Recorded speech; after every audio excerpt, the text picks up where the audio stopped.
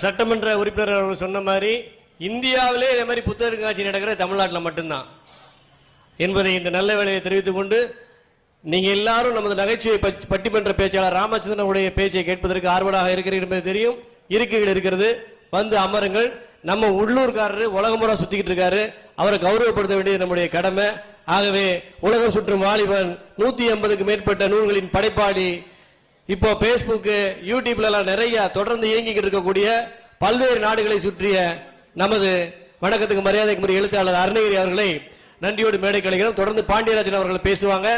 அதற்கு பின்பு ஒரு பட்டிமன்றம், நகைச்சுவை பட்டிமன்றம் நடக்கும் என்பதை தெரிவித்துக் கொள்கிறோம். இதோ உங்கள் மத்தியில் அண்ணன் அருணகிரி.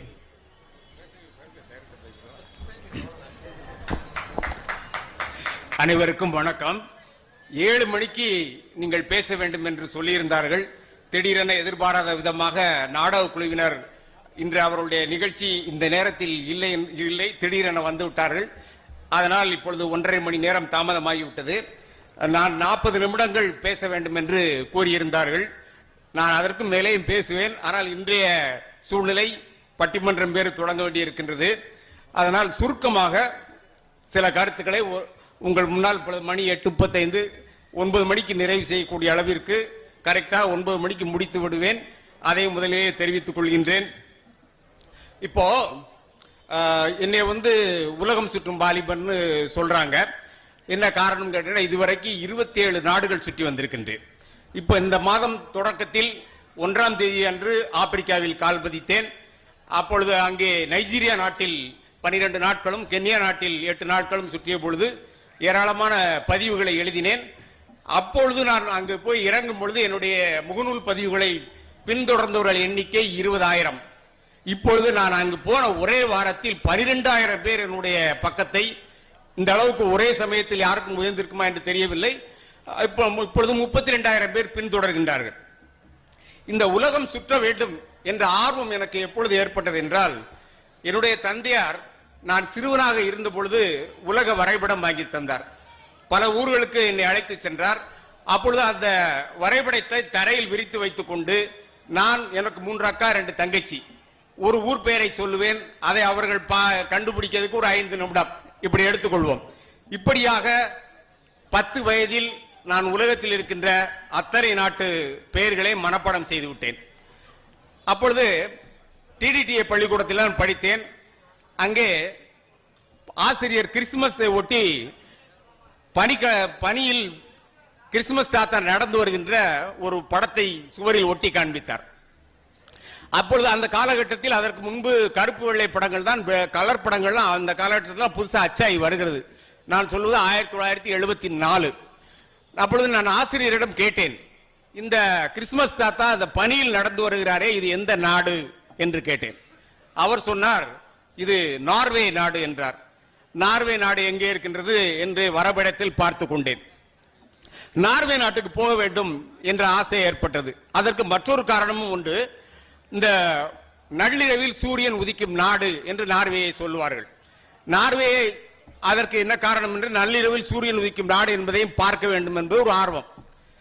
நான் 34ஆம் வயதில் முதலில் அமெரிக்காவிற்கு சென்று 1 மாதம் சுற்றினேன், 2000. அப்புறம் நார்வே நாட்டுக்கு நான் போகும்பொழுது எனக்கு 46 வயது. நார்வே நாட்டு தூதரகத்திற்கு டெல்லியில் சென்று நேர்காணலுக்கு சென்றேன். அங்கே என்னை நேர்காணல் செய்த பெண்மணி ஒரே கேள்விதான் கேட்டார். இப்பொழுது எங்கள் நாட்டில் -25 டிகிரி முதல் 40 டிகிரி குளிர் இருக்கின்றது, இந்த நேரத்தில் நீ ஏன் எங்கள் நாட்டுக்கு வருகிறாய் என்று கேட்டார். நான் சொன்னேன், அம்மா, நான் கரிசல் காட்டில் பிறந்தவன், வாழ்ந்த ஆண்டு முழுவதும் எங்கள் மண் பாலைவனம் போல கொதிக்கின்ற வெயிலில் இருக்கின்றோம், உங்கள் நாட்டு குளிரை பார்ப்பதற்காகத்தான் நான் வருகிறேன் என்று சொன்னேன். உடனே அவர் சிரித்துக் கொண்டே நோ அதர் கொஸ்டின் என்று சொல்லி கையெழுத்து போட்டார். இந்த நள்ளிரவில் சூரியன் உதிக்கும் நாடு என்பதை முதல்ல பார்க்கணும்னு நினைச்சிட்டு நான் அங்கிருந்து பிளைட்ல போய் இறங்குறேன். அந்த ஊர் பேரு ட்ரொம்சோ. அது ஆஸ்லோவில் இருந்து 2500 கிலோமீட்டர் வடக்கே ஆர்டிக் வட்டத்தில் வருகிறது. அங்கிருந்து இன்னும் 4000 கிலோமீட்டர் போனால் வடக்கு முனையான, புவியின் வடக்கு முனையான ஆர்டிக் தொட்டு விடலாம். அப்போ நான் அந்த ஊர்ல போய் நான் இறங்குறேன். இப்போ நம்ம ஊர் டயத்துக்கு காலை 11 மணிக்கு நான் அந்த ஊர்ல போய் இறங்குறேன். ஆனால் என் வாழ்நாளில் மிகப்பெரிய அதிர்ச்சியை நான் அங்கே சந்தித்தேன். அப்பொழுது அந்த ஊரில் வெளிச்சம் இல்லை, முழுக்க இருட்டாக இருந்தது. என்னை ஈழத்தமிழர் ஒருவர் சிம்மன் என்பவர் என்னை வரவேற்க வந்திருந்தார். நான் அவரிடம், என்ன சிம்மன், நான் பகலில் நள்ளிரவில் சூரியன் உரிப்பதை பார்க்க வந்தேன், நீங்கள் பகலிலே சூரியன் இல்லையே என்று கேட்டேன். உடனே அவர் சொன்னார், எங்கள் யாழ்ப்பாணத்தில் இப்படித்தான் சொல்லிக் கொடுத்தார்கள்னா, இந்த நாட்டில் சூரியன் வந்து காலை, இப்ப நம்ம ஊர்ல சூரியன் வந்து காலையில் 6 மணிக்கு கிழக்க நிற்கும், மாலை இப்படி மேற்க வரும், 12 மணிக்கு பகல்ல மேல, சாயங்காலம் 6 மணிக்கு கிழக்க போயிடும், மேற்க போயிடும். அந்த நாட்டில் அப்படி வராது. நல்லா கற்பனை பண்ணிக்கோங்க, இது பூமி உருண்டை, இந்த பக்கம் வெளிச்சம் இருக்கு, இந்த பக்கம் இருட்டா இருக்கு. இப்போ நம்ம இருட்டில் இருக்கிறோம், அமெரிக்கா வந்து இப்ப வெளிச்சத்துக்கு வந்துருச்சு. ஆனால் இந்த 23 டிகிரி சாய்வில் இருக்கிற இந்த பூமி, அப்பொழுது மேலே இருக்கின்ற பகுதியில் சூரிய வெளிச்சம் பட்டுக்கொண்டே இருக்கும். ஒரு ஆண்டில் 24 மணி நேரமும் சூரிய வெளிச்சம் படக்கூடிய நாள் ஜூலை 21. இந்த நாளில் அதற்கு 1.5 மாதம் முன்னாடியும் 1.5 மாதம் பின்னாடியும் வடதுருவத்தில் சூரியன் வட்ட வடிவில் சுத்தும். காலை 6 மணிக்கு கிழக்கே நிற்கும், 12 மணிக்கு வடக்கே வந்துவிடும், மாலை 6 மணிக்கு மேற்கே வந்துவிடும், இரவு 12 மணிக்கு தெற்கே நிற்கும். மேலே தான் நிற்கும், போகாது, அப்படி வட்டத்திலே சுத்தும். 3 மாசம் அந்த ஊர்ல இருட்டே கிடையாது. 3 மாசம் அந்த ஊர்ல வெளிச்சம் தான். நீங்களா ஒரு நேரத்தில் படுத்துக்கிடணும், நீங்களா ஒரு நேரத்தில் எந்திரிச்சுக்கணும். இதனால மக்களுக்கு உறக்கம் வராமல் மனநல பிரச்சனைகள் வருகின்றன. அதற்கு அந்த நாடு வைத்தியம் செய்கின்றது. அதற்கு மாறாக நேர் எதிராக அந்த 21ஆம் நாளுக்கு பிறகு ஒவ்வொரு நாளும் சூரிய வெளிச்சம் 3 நிமிடங்கள் குறையும். இன்றைக்கு 3 நிமிடம், நாளை 3 நிமிடம், அடுத்த நாள் 3 நிமிடம், இப்படியே குறைந்து கொண்டு வந்து அக்டோபர் 2ஆம் தேதி அந்த வடதுருவத்தில் சூரியன் இருக்காது, ஆனால் வெளிச்சம் இருக்கும். அந்த வெளிச்சம் கொஞ்சம் கொஞ்சமாக படிப்படியாக குறைந்து கொண்டே வந்து டிசம்பர் 20 முதல் பிப்ரவரி 20 வரை 50 நாட்கள் வெறும் இருட்டு தான். நான் டிசம்பர் 12ஆம் தேதி அந்த ஊர்ல போய் இறங்கியிருக்கேன். ஆல்மோஸ்ட் முழுக்க இருட்டு, ஊர்ல வெளிச்சம் இருக்கு. அந்த ஊர் பேர் TROMSO, ட்ரம்சோ. இப்ப நான் சொன்ன பிறகு நீங்க வீடியோ எடுத்து உங்க இதுல இதுல கூகுள்ல சர்ச் பண்ணி பார்க்கலாம். அப்ப நான் வந்து அந்த ஊர்ல 24 மணி நேரமும் லைட் போட்டிருக்காங்க, லைட் எரியுது. 2 லட்சம் மக்கள் வாழ்கின்றார்கள். இந்த உலகத்தில் வடகோடியில் ஆக கூடுதலாக மக்கள் வாழ்கின்ற நகரம் ட்ரம்சோ. அந்த ஊரில் நான் தங்கியிருந்த வீட்டில் அந்த பிள்ளைகள் இருட்டுக்குள்ளேயே 7 மணிக்கு எந்திரிச்சு பள்ளிக்கூடம் போது, இருட்டுக்குள்ளேயே பத்தியானம் 2 மணிக்கு வீட்டுக்கு வருது, இருட்டுக்குள்ளேயே போய் 4 மணிக்கு ஸ்விம்மிங் பூல்ல நீச்சல் அடிக்குது. -23 டிகிரி குளிர். இந்த இருட்டுக்குள்ளேயே அவர்கள் 7 மணிக்கு பரதநாட்டிய கிளாஸ் நடக்கும். ஊரே இருட்டுக்குள் இயங்குகிறது. இப்படி ஒரு ஊரில் 1 வாரம் நான் இருந்தேன். இந்த காட்சியை, இதை எதற்கு சொல்ல வருகின்றேன் என்றால், இந்த உலகத்தில் நாம் பார்க்கின்ற செய்திகள் இதையெல்லாம நம்ம எல்லாம் இதே மாதிரி அங்கே பகல் இருக்குன்னு நினைச்சிட்டு இருப்போம். இப்படி ஒரு இருட்டுக்குள்ளே ஒரு இடம் இருக்குங்கிறது எனக்கு 46ஆவது வயசுல நான் அங்க போய் பார்க்கும்போது தான் தெரிஞ்சது. அப்போ இது போல உலகத்தில் எவ்வளவோ. அதே சமயத்தில் அண்டார்டிகால என்ன ஆகுதுன்னு கேட்டீங்கன்னா, நமக்கு இப்பொழுது குளிர்காலம் உலகம் முறை, அண்டார்டிகால இப்போது வெப்பகாலம். அண்டார்டிகாவில் சூரியன் மறையும் பொழுது அங்கே இருக்கின்ற விலங்குகள் எல்லாம் படுத்து உறங்க தொடங்கி. 3 மாதம் சாப்பாடு கிடையாது, தண்ணி கிடையாது. 3 மாதம் கழிச்சு அதன் மேல் சூரிய ஒளி பட்டவுடன் அது எந்திரிச்சு ஓடுது. அதற்கு பெயர் ஹைபர்னேஷன். அந்த விலங்குகள் அண்டார்டிகாவில் அப்படி இருக்கின்றன. எனவே அந்த 1 வாரம் அப்புறம் என்னை அந்த நண்பர் வந்து கார்ல சுத்தி காட்டிட்டு வருவார். அப்போ அவர்கிட்ட நான் சொன்னேன், ஒரு இடத்துல ஒரு 150 அடி தள்ளி பனியில் இவ்வளவு நேரம் பனி இருக்கு, முட்டு உயரம் பனி கிடக்கு. இதுல நான் காலை வச்சுக்கிட்டு தான் போய் ஒரு சிலை கிட்ட போட்டோ எடுக்கணும். அங்க நிறைய சிலைகள் இருக்கு, அது உலக புகழ் பெற்ற சிலைகள் ஓஸ்லோல. அப்ப நான் அவர்கிட்ட சொல்றேன், ஓஸ்லோல கொஞ்சம் வெளிச்சம் இருக்கு, 2 மணி நேரம் 3 மணி நேரம் பகல்ல வெளிச்சம் இருக்கு. அது 2500 கிலோமீட்டர் கீழே வந்த பிறகு. அப்போ அவர்கிட்ட சொன்ன, சிம்மன் வந்து காருக்குள்ள குளிர் தாங்கல, அப்போ கொஞ்சம் ஹீட்டர் போடுங்க அப்படின்னு. அப்போ அண்ணா நான் உங்களுக்கு ஹீட்டர் போடுறேன், இப்போ நீங்க முடிஞ்ச உடனே நீங்க அந்த சிலை கிட்ட போய் போட்டோ எடுத்துட்டு வரணும்னு சொல்றீங்க, இப்போ நான் ஹீட்டர் போட்டுறேன், கார் கதவை திறந்து நீங்க அந்த பனியில போகும்போது நீங்க அங்கேயே செத்து விழுந்துருவீங்க, சரியா அப்படின்னாரு. எனக்கு ஷாக்கு, என்ன சிம்மன் இப்படி ஷாக்கா சொல்றீங்கன்னு. ஆமாண்ண, இப்போ காருக்குள்ள வெளியில, காருக்கு இந்த கண்ணாடிக்கு வெளியில -23 டிகிரி குளிர்ல நம்ம இருக்கோம்.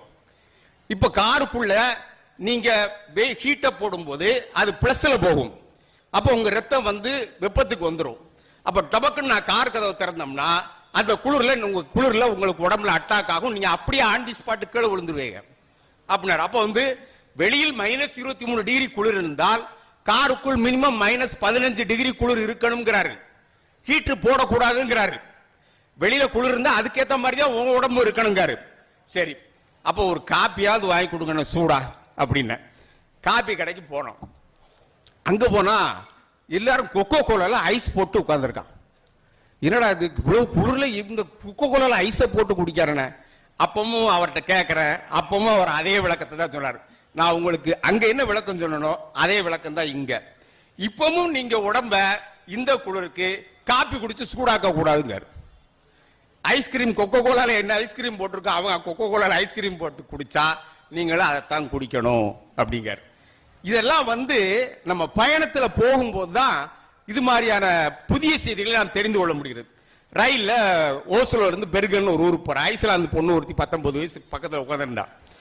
அவங்களுடைய உடம்பெல்லாம் வெள்ளை வெள்ளையர்னு இருக்கும், நரம்புலாம் பச்சை பச்சையா தெரியும்.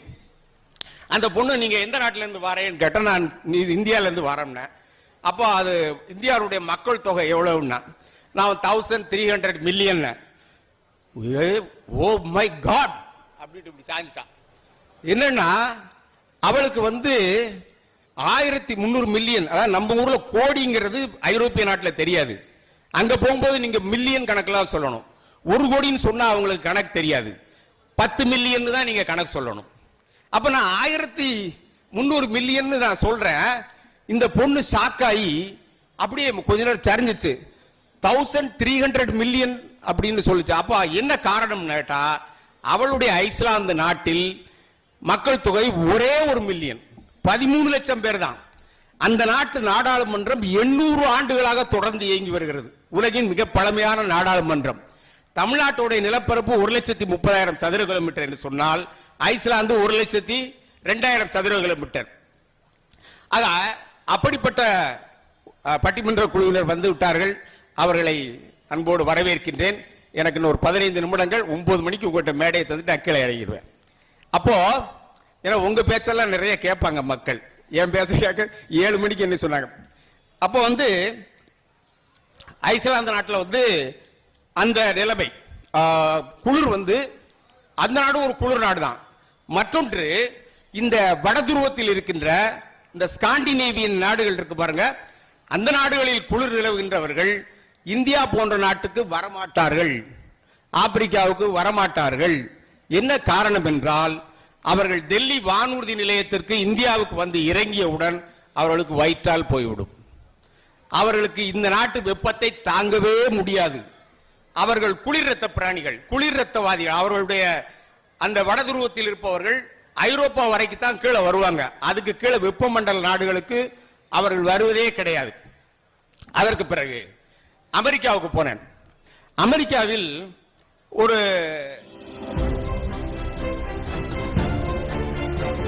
தென்காசி மாவட்டத்தின் 2வது பொதிகை புத்தக கண்காட்சி நம் செவிக்கும் மனதிற்கும் விருந்தாக்கும் வகையில் பிரபல எழுத்தாளர்கள், இலக்கிய சிந்தனையாளர்கள் பங்கேற்கும் கருத்தரங்கங்கள், பட்டிமன்றங்களுடன் நம்மூர் மண் வாசனையுடன் கூடிய நாட்டுப்புற கலைஞர்களின் கலை திருவிழா, பள்ளி கல்லூரி மாணவர்களின் கலை நிகழ்வுகள் ஆகியவற்றை கண்டுகளிக்கவும் 90 அடி ஆழத்தில் ஒரு தொடரி என 3 அடுக்குகளில் தரைக்கு உள்ளே ரயில் ஓடுது. இது எப்ப இருந்து ஓடுதுன்னா 1917 இருந்து ஓடுகிறது. சரியாக 100 ஆண்டுகள் கழித்து 2017ஆம் ஆண்டில் தான் சென்னையில் முதல் குகை தொடரி ஓடியது. எனவே அமெரிக்காவுக்கும் நமக்கும் அந்த நாகரிக வேறுபாடு என்பது 100 ஆண்டுகள். அவர்கள் நம்மை விட 100 ஆண்டுகள் முன்னேறி இருக்கின்றார்கள் அமெரிக்காவில். அதை நீங்கள் நேரில் போய் தான் பார்க்க வேண்டும். சரி, இப்படி முன்னேறி இருக்க நாட்டில் பிச்சைக்காரன் எப்படி இருப்பான்? ஐநா சபையில் இருந்து விடுதலை அன்னை சிலை, சுதந்திர தேவி சிலை இருக்கிறது. அந்த பக்கமாக நடந்து போது அங்கே ஒரு பிச்சைக்காரன் உட்கார்ந்து இருந்தான். நல்லா கவனிக்கணும், எம்எல்ஏ கேளுங்க. இந்த பிச்சைக்காரன் என்ன செஞ்சான்னா, நான் நடந்து போறதை பார்த்துட்டு அவன் வந்து ஏதோ ஒரு பாட்டை வாசிச்சான். எனக்கு ஒன்றும் புரியல. கொஞ்ச நேரம் கழிச்சு ஜனகன மன அதிநாயக ஜெயகேன்னு இந்தி பாட்டை வாசிக்க. அப்போ வந்து எனக்கு அதிர்ச்சியா இருந்தது. ஒரு பிச்சைக்காரன் எப்படி இந்திய தேசிய கீதத்தை வாசிக்கிறான் அப்படின்ட்டு அப்போ அவன் இதை பற்றி என் நண்பர் ஒருத்தட்ட கேட்டேன்.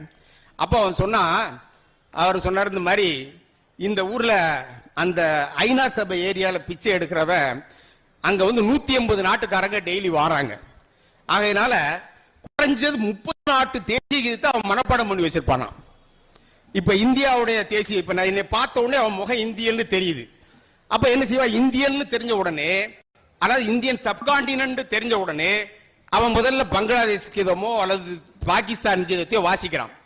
அதை நான் கேட்காம போயிட்டா இந்த கட்டத்தில் உள்ள 7 தேசிய கீதங்களை அவன் வாசிக்கிறான். இதுல எதுலையாவது ஒண்ணுல நான் சிக்கிக்கிடுவேன். அப்படி எனக்கு அவன் சிக்கிக்கிட்டான்.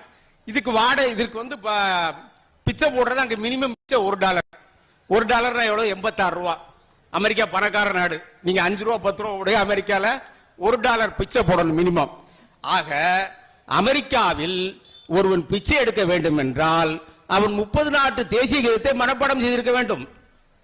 அப்பதான் வந்து அந்த ஊர்ல பிச்சை எடுக்க முடியும். அவன் திறமையை காட்டாதான் அவனுக்கு அந்த பிச்சை கிடைக்கும். இது அமெரிக்காவில் பார்த்த வேடிக்கை. அடுத்தது ஜப்பான் போயிருந்தேன். ஜப்பான்ல வந்து நம்ம சங்கரோவில் தம்பி என்னுடைய உறவினர் பாலு வந்து சயின்டிஸ்டா இருக்காரு. அவங்க அப்பா அம்மா 2 பேரும் ஆசிரியர் இருந்தாங்க. அப்போ அவர் சொன்னாரு, நீங்க வந்து ஜப்பான்ல அந்த என் மகன் வந்து ஸ்கூல் பஸ் எடுத்திருக்கா, அவ வந்து புல்லட் ட்ரெயின்ல தான் டெய்லி போயிட்டு வருவா. நீ அந்த டயத்துல வரும்போது அந்த ட்ரெயின்ல ஏறி நீ எங்க ஊருக்கு வர்ற மாதிரி இறங்கிட்டேன்னா நான் உன்னை பிக்கப் 2 பேரையும் ஒரே சமயத்தில் ராத்திரி 8 மணிக்கு பிக்கப் பண்ணிக்கிடுவேன்னு சொல்றாரு. சரின்ட்டு நான் டோக்கியோ ரயில்வே ஸ்டேஷன் போயாச்சு. டோக்கியோ ரயில்வே ஸ்டேஷன்ல புல்லட் ட்ரெயின், ஜப்பான்ல புல்லட் ட்ரெயின் நீங்க கேள்விப்பட்டிருக்கிறீங்க. இந்த புல்லட் ட்ரெயின் எப்படின்னா மணிக்கு 300 கிலோமீட்டர் வேகத்தில் ஓடுது. இந்த 300 கிலோமீட்டர் வேகத்தில் ஓடுகிற ஜப்பான் புல்லட் தொடரிக்கு நீங்கள் அங்கே போய் டிக்கெட் எடுக்கக்கூடாது. அதற்கு மெட்ராஸ்ல டிக்கெட் எடுக்கணும். மெட்ராஸில் டிக்கெட் எடுக்கணும்னா 18,000 ரூபாய் டிக்கெட் எடுத்தீங்கன்னா அது ஒரு 15 நாளைக்கு அங்க ஜப்பான்ல சுற்றுப்பயணம் பண்ணலாம். நான் அப்படி 18,000 ரூபாய்க்கு டிக்கெட் எடுத்துட்டு போய் ஜப்பான்ல 95,000 ரூபாய்க்கு சுத்தினேன். என்ன காரணம்னா ஜப்பான்ல எல்லாமே பல மடங்கு விலை கூடுதல். இந்த டிக்கெட்டை நீங்க மெட்ராஸ்ல எடுக்காம ஜப்பான்ல போய் எடுத்தீங்கன்னா அது 1 லட்சம் ரூபாய் நீங்க கட்டணும். ஆக மெட்ராஸ்ல அந்த டிக்கெட் எடுத்துட்டு போகணும். ஜப்பான்ல ரயில்ல போறதுக்கு ஸ்டேஷன் உள்ள போயாச்சு. அந்த ஒரு நாளைக்கு 300 கிலோமீட்டர் வேகத்தில் ஓடுற ரயில் மெட்ராஸ்ல இருந்து கன்னியாகுமரி வரைக்கும் ஓடுது. அதாவது டோக்கியோல இருந்து ஹீரோஷிமா வரைக்கும், அணுகுண்டு போட்ட ஊர் வரைக்கும். இந்த ரயில்ல ஏறுறதுக்காண்டி நான் போறேன். 3:20க்கு ஒரு ரயில் வந்துச்சு. உடனே அதுல ஏறிட்டேன். ஏறினோடனே அந்த டிக்கெட் வாங்குற பொம்பளை செக் பண்ணிட்டு இது 3:30 ட்ரெயினுக்கு வா, நீ கீழே இறங்குன்ட்டா. அப்போ ஆச்சரியமா இருந்தது. 3:30 ட்ரெயின்ல ஏறினேன். அங்க ஒரு பெரிய வேடிக்கை என்ன என்று கேட்டால், இப்ப மெட்ராஸ்ல இருந்து நமக்கு ஒரு புதிய ரயில் வருது ஒரு நாள் நைட்டு. இப்ப 2-3 ரயில் வருது. ஆனால் 1965ஆம் ஆண்டில் இருந்து ஜப்பானில் இந்த புல்லட் தொடர் ஓடுகிறது. ஒவ்வொரு 10 நிமிடக்கும் ஒரு வண்டி சென்னையிலிருந்து கன்னியாகுமரிக்கு ஓடுகிறது.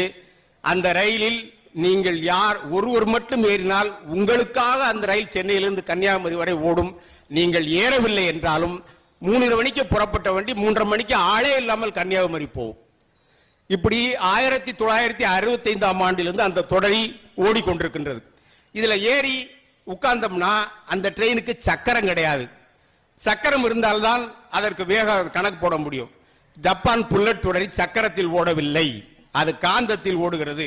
எப்படி வானூர்தி பறக்கின்றதோ அதே போல அந்த தொடரி ஓட தொடங்கிய உடனே அரை இன்ச் 1 இன்ச் மேலே எழுந்து விடும்.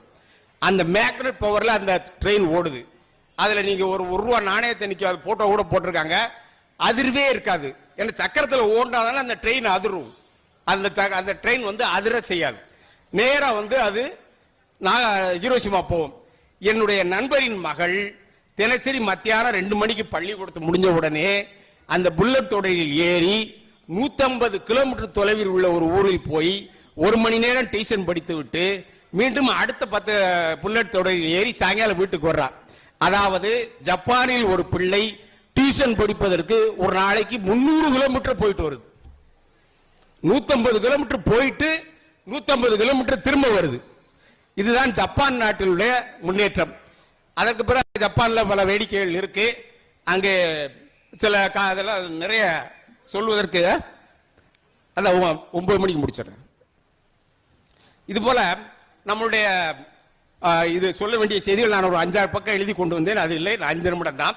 இப்போ வந்து இந்த 2023 முடிஞ்சு 2024 இன்னைக்கு பிறந்துருச்சு. இதனுடைய பொருள் என்ன? அதாவது கடந்த ஓராண்டில் நாம் அனைவரும் 95 கோடி கிலோமீட்டர்கள் சுற்றி வந்திருக்கிறோம். யாரை? சூரியனை. 95 கோடி கிலோமீட்டர் நம்ம சுத்திட்டு வந்துட்டோம். இது ஓராண்டு நிறைவு பெற்று விட்டது. இந்த சூரியனிலிருந்து நமக்கும் இடைப்பட்ட தொலைவு 15 கோடி கிலோமீட்டர். அங்கே 8 நிமிடங்களுக்கு முன்பு புறப்பட்ட ஒளிதான் உங்கள் மேல் விழுகிறது. ஆக இவ்வளவு வேகமாக போய்கின்ற உலகத்தில் கடந்த ஓராண்டில் எத்தனை பேர் மெட்ராஸ் போனீங்க? எத்தனை பேர் மதுரையை தாண்டி போனீங்க? மெட்ராஸுக்கு போனவங்க கையை தூக்குங்க, ஒரு 10 பேர் இருக்கும். பிளைட்ல யாரும் பறந்திருக்க மாட்டாங்க. ஏன்னா ஆக மெட்ராஸுக்கு 600 கிலோமீட்டர் தொலைவில் இருக்கின்ற மெட்ராஸுக்கு நீங்கள் போகவில்லை. ஆனால் நீங்கள் 95 கோடி கிலோமீட்டர் சுத்தி வந்து விட்டீர்கள். இது போலத்தான் இந்த உலகத்தை, பூமி ஒரு உருண்டையா இருக்கு. உலகத்தை ஒரு தடவை சுத்தணும்னா, நான் அதெல்லாம் கேள்வியா கேட்டு கல்லூரிகளில் போனாண்டு 8 கல்லூரியில் பேசினேன், தாண்ட 4 கல்லூரியில் பேசினேன். நாளை மறுநாள் முத்துப்பேட்டையில் கல்லூரியில் பேசுறேன். ஆக அங்கெல்லாம் நிறைய கேட்டு 1.5 மணி நேரம் பேசுறதுக்கு எனக்கு நேரம் இருக்கும், இங்க கிடைக்கல. இந்த உலகத்தை, இந்த உலகம் இருக்கு பாருங்க, இந்த உலகம் ஒரு தடவை சுத்தி வர்றதுக்கு எத்தனை கிலோமீட்டர் யாராவது ஒரு பையன் சொல்ல முடியுமா? 100 ரூபாய் பரிசு தரேன். யாராவது ஒருத்தர் சொல்லுங்க பாப்போம். இந்த உலகத்தை ஒரு தடவை சுத்தி வர எத்தனை கிலோமீட்டர், இப்படி சுத்தி வர எத்தனை கிலோமீட்டர், இப்படி வர சுத்தி வர எத்தனை கிலோமீட்டர்? 100 ரூபாய் பரிசு இந்த கேள்விக்கு. சொல்ல முடியுமா யாராவது? ஏதாவது குத்து மதிப்பா சொல்லுங்க பாப்போம். சொல்ல முடியாது. இந்த உலகத்தை நீங்கள் இப்படி சுத்தி வந்தாலும் 40,000 கிலோமீட்டர் தான், இப்படி சுத்தி வந்தாலும் 40,000 கிலோமீட்டர் தான். ஒரு சில ஆண்டுகளுக்கு முன்பு ஆஸ்திரேலியாவை சேர்ந்த 16 வயது பணக்கார பெண் ஜெசிகா வாட்சன், அவ வந்து தன்னந்தனியாக படகில் புறப்பட்டு 176 நாட்களில் உலகத்தை சுற்றி வந்து விட்டாள். ஒரு 20 ஆண்டுகளுக்கு முன்பு காசி சமத்தர் என்ற உத்தரப்பிரதேசக்காரர் 12 ஆண்டுகள் தன் மனைவியோடு உலகத்தில் உள்ள 196 நாட்டிலும் போய் பாஸ்போர்ட்ல முத்திரை குத்திட்டார். இந்த செய்தியை படிச்ச உடனே தான் நான் 100 நாள் சுத்திட்டு நான் 27 நாடு நான் சுத்தி வந்துட்டேன். கேரளால ஒரு டீ கடைக்காரர் 70 நாடு சுத்தி வந்துட்டார். அவர் வீடியோ கூட நீங்க பார்த்திருக்கலாம். கேரளால ஒரு டீ கடைக்காரர், அவரும் ஒரு வீட்டுக்காரியும் மாசம் 1 மாசம் 2 மாசம் வருஷத்துக்கு லீவை போட்டு 70 நாடுகள் சுத்தி வந்து விட்டார்கள். ஆனா நீங்க வந்து மெட்ராஸை தாண்டி போனவங்க எத்தனை பேர்ல, டெல்லிக்கு போனவங்க வந்து ஒரு ரொம்ப கம்மியா தான் இருக்கும், மிக குறைவான இதா தான் இருக்கும். இப்போ அதே மாதிரி இந்தியா வந்து ஒரு பெரிய நாடுன்னு சொல்றோம். எவ்வளவு பெரிய நாடு யாருக்கும் கணக்கு தெரியாது. சும்மா இந்தியா பெரிய நாடு, தமிழ்நாடு பெரிய நாடு. எனக்கு உலகத்தில் உள்ள அத்தனை நாட்டினுடைய நிலப்பரப்பு சொல்ல தெரியும்.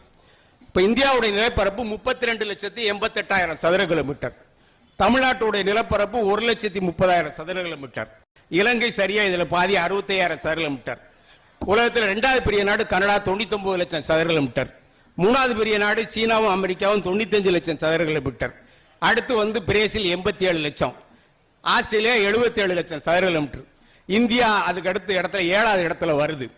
இந்த இந்தியாவுடைய நிலப்பரப்பு ஒட்டுமொத்த உலகத்தில் கடல் சேர்த்த நிலப்பரப்பில் இந்தியா, அதாவது கடலை தவிர்த்த நிலமாக இருக்கின்ற இந்த பகுதியில் இந்தியாவுடைய நிலப்பரப்பு 7 விழுக்காடு.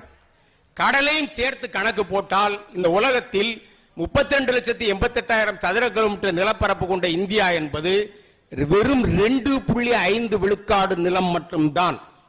இதில் தமிழ்நாட்டின் நிலப்பரப்பு 0.5 விழுக்காடு கூட 0.2 தான்.